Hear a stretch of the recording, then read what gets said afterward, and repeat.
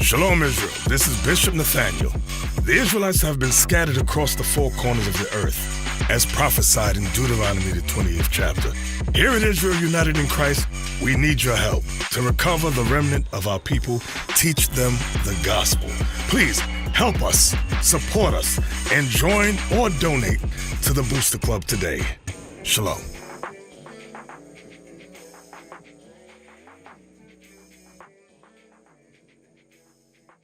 As we teaching you these laws, we teaching you how to represent the Most High God the same way you representing that gang you in. Guess what? That gang is your new culture.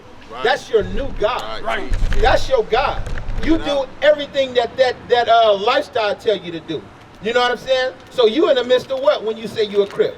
You ain't in the midst of idolatry right now. That's right. You serving another God right now. You don't even know it. Strangers devoured your strength, you don't even know it. But let's see what God said in his law about that gangbang.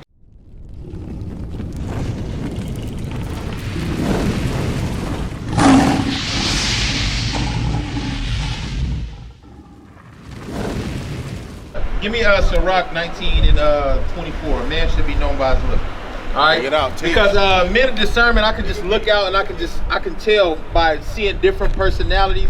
Me being a man of discernment, I can tell what a man is, and the Bible tell you that. Watch this. The book of Sirach, chapter 19 and verse 29. Bring it out. A man may be known by his look. See what the Bible said? A man may be known by his look. They tell us in the world you can't judge a book by its cover, but the Bible says a man may be known by his look. So shall a sister be known by her look. You shall be known by your look. Read. And one that hath understanding by his countenance. I can tell if you have understanding of the Bible by your countenance. So Antoine, guess what? I looked at you and I can tell that you out here cripping. Yeah. You know how I can tell? With the blue hat, the blue Adidas, the rag on the left side. Right. That's how I know for a fact you a Crip. Right? God gave you this dress code, like he been telling this sister right here, telling this brother right here, the fringes, so on and so forth. That's how I know you're an Israelite. That's right. So guess what? Imagine this, Antoine. You have a son. The only reason you're a Crip is because you grew up in a Crip neighborhood. You didn't choose it. Right. It was given unto you as a heritage. You inherited it, right? So guess what? Say you have a son and you move to a blood neighborhood. Guess what your son gonna be?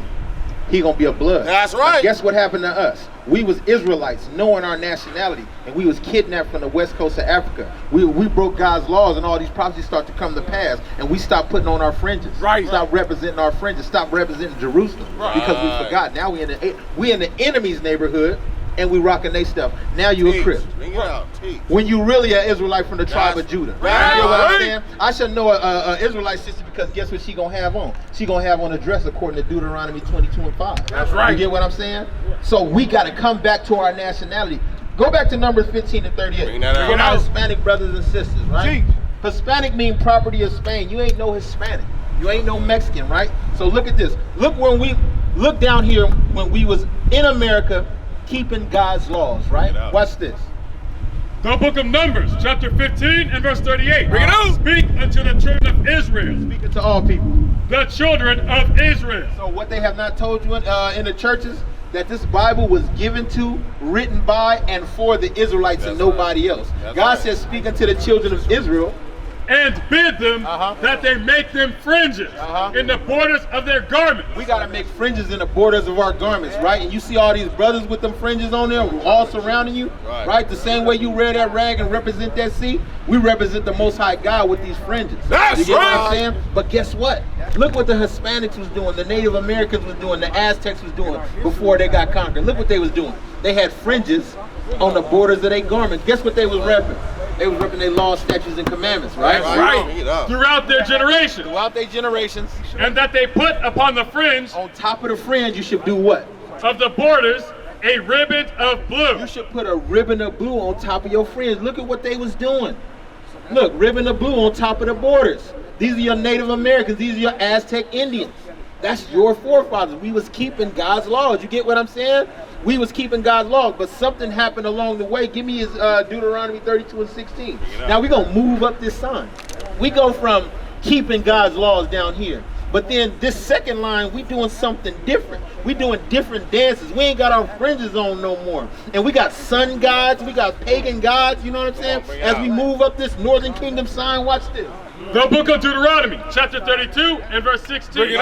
They provoked him to jealousy. We provoke God to jealousy. We provoke God to jealousy. So as us as a nation, it's like your wife.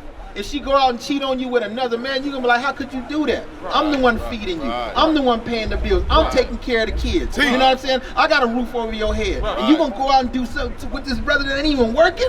Something that don't even exist. It don't even work. You know what I'm saying? So in the same sense, we cheated on the Most High. Read that.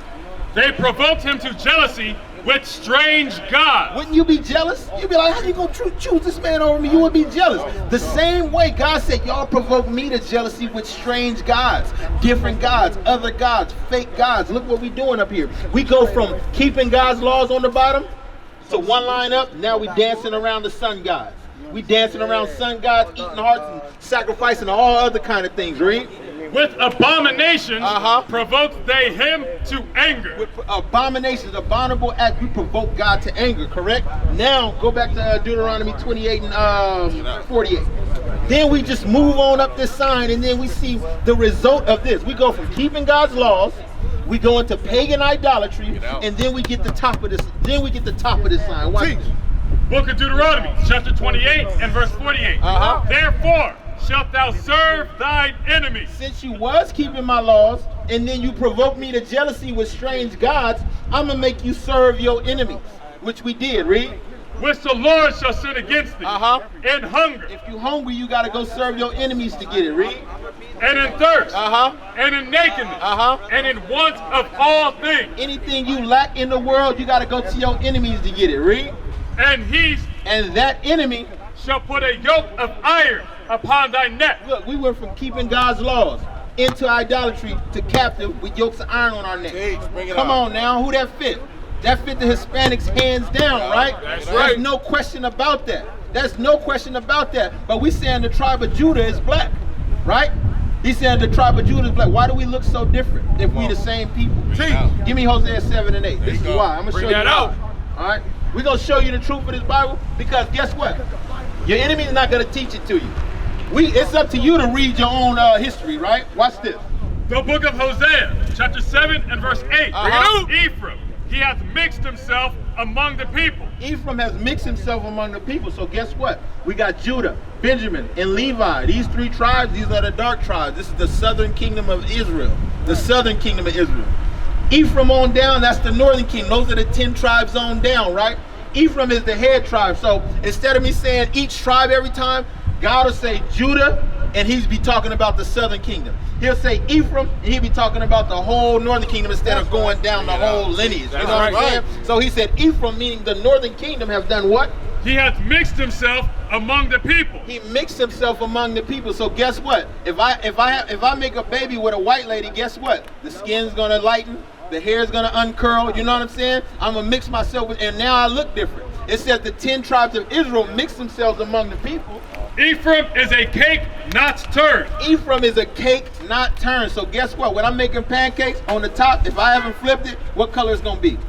It's going to be white, right? On the bottom where it's getting cooked, what color is going to be? It's going to be brown.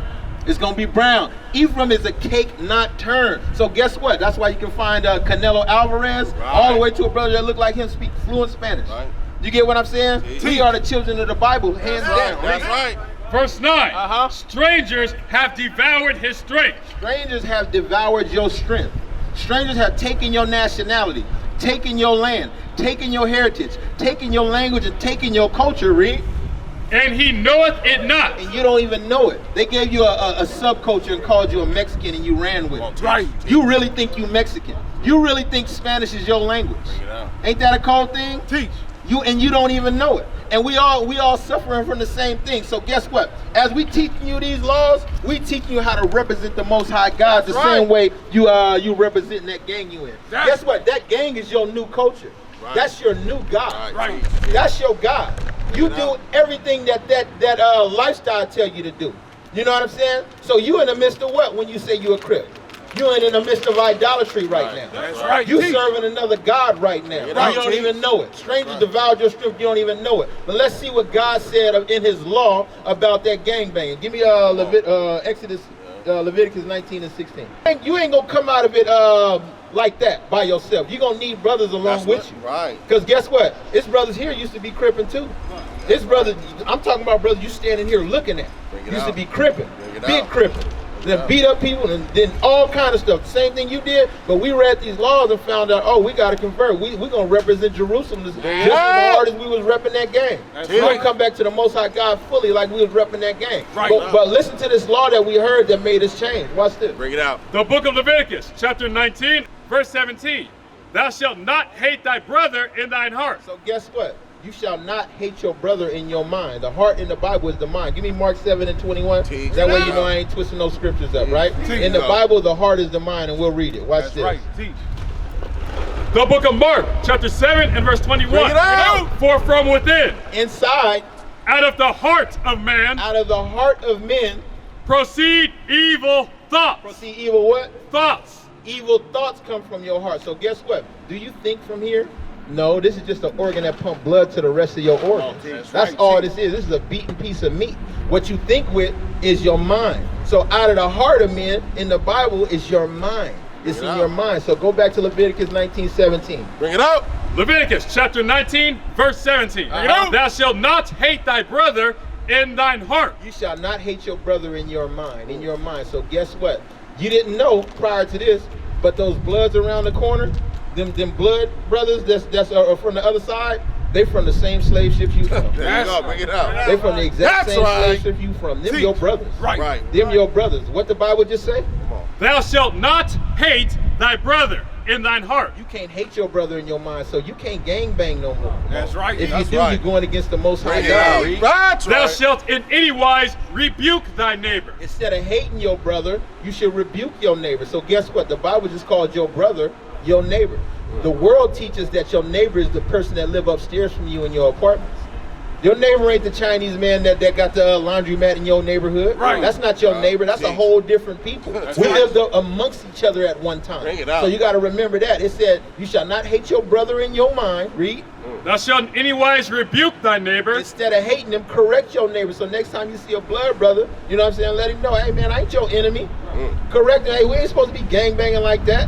You know what I'm saying? Right. Read on. Right. And not suffer sin upon him. And not suffer sin upon him, meaning not allow your brother to sin. This is your neighbor right here. This is your sister right here. You shouldn't allow her to sin either. If you love her, you shouldn't allow her to sin. Read. Thou shalt not avenge, nor bear any grudge. You shall not what? Avenge, nor bear any grudge. You shall not avenge nor bear any grudge. So guess what? A lot of times gang violence continues on because of some vengeance. You killed my little cousin, so I'm gonna kill your little brother, right? And then once that murder happened, the funk is on forever. It's forever, right? But God just said you shall not avenge, meaning get payback. You shall not avenge that murder that happened. You shall not get payback or bear grudge, meaning the pain that you felt from that murder happening and the pain that you caused that other brother's family. Guess what? When you kill a brother, that hurt his mama, that hurt his grandmama, not just the person that did wrong. A lot of people, they caused that action and they were being stupid, but you're not thinking about his mom that was innocent in the factor. You're not thinking about his cousin that was innocent in the factor. And you get those innocent people riled up and they want to ride on you, right? So that's called gang violence. That's why Bloods and Crips funk so hard, because some kind of murder happened, somebody got jumped, somebody girl got took, and now we want to avenge and bear grudge with each other, right? But the law is telling us what? Thou shalt not avenge, nor bear any grudge against the children of thy people. Against the children of your people, you can't avenge or bear grudge. The people that came off those slave ships with you, you can't bear grudge against them. You know what I'm saying? And not only that, every time we go to the prisons, the blacks and Hispanics is fighting. And we the ones fighting in the school. But guess what? Those slaves, them same slave ships that your people went on, we went on. We the same 12 tribes of Israel. So guess what? Blacks and Hispanics can't fight no more. That's right. We can't fight no more. And this thing, it's this thing called divide and conquer that works so good on us. That's right. It works so good on us. I divide you and say, you know what? You go over there You know what I'm saying? And then the Mexicans go over here, and now y'all folking. It's called divide and conquer. And if I can get you guys to fight each other, I ain't got to worry about you fighting me. You get what I'm saying? I ain't got to worry about you fighting me. Now the Bible record that we was going to be in the same neighborhoods together. Watch this. Give me Jeremiah 50 and 33. There you go. Bring it out. You ever seen a black man out or something like that? And I want to show you something right after this, right? What's your name, young man? Huh? He said this is Matthew, you believe in the Bible, Matthew? They teach you the Bible, right? Don't go nowhere, right? I'm gonna show you what I'm showing this couple right here is that the blacks and Hispanics, we in the same neighborhoods together, and the Bible gonna say that, right? Watch this. That's right. Watch this, Matthew. Matthew, okay. This is the book of Jeremiah, chapter 50 and verse 33. Thus saith the Lord of hosts, the children of Israel and the children of Judah were oppressed together. Remember I told you about the 10 tribes, they call them Israel, right? The southern kingdom, they call them Judah. Instead of running down the tribes, he said the children of Israel and the children of Judah were oppressed together, right? So guess what? We oppressed in the same neighborhoods. Israel, the northern kingdom, is right across the street from us in the barrio. And we over here in the ghetto. We're all on the bottom. And in the good neighborhoods, you got whites, you got Arabs and Chinese. That's it. You know what I'm saying? And we over here getting oppressed together. We used to scream black power while Heron was pushed. But at the end of the day, nothing's in vain. IUIC has been given a vision. The tents of Judah has risen. Many has attempted the mission, minor murmuring, omitting, and missing the mark. Just reading that he had the flame of fire in his eyes gave us the spark. We on Paul's mission. We out on the road, purple and gold, from Mexico, Cuba, Haiti, Ghana, Sierra Leone. 144,000 boots banging, concrete crackling. These are our men repented at heart. The scriptures is proof. IUIC, we deliver the truth.